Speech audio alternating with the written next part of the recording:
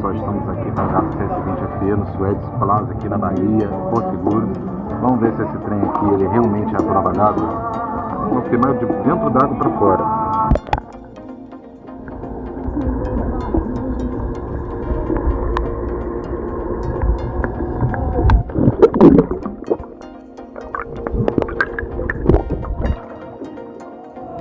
Vamos lá. Se esse vídeo for pro YouTube, porque é prova d'água mesmo.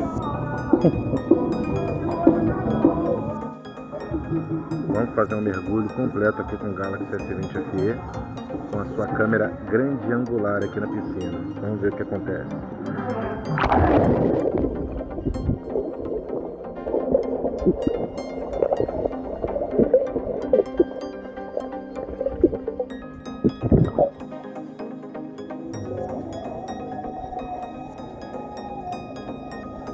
Funciona direitinho, né? Bora lá, vamos fazer filmagem na frontal. Vamos ver.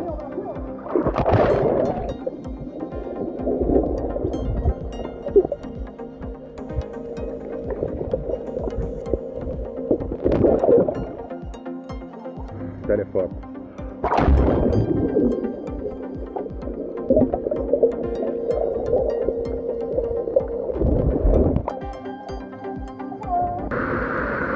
Não, filmar contra o toque é legal.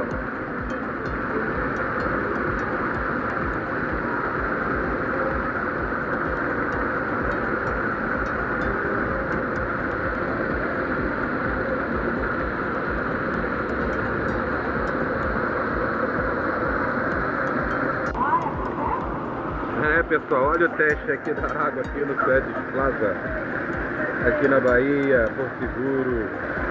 Olha só, olha.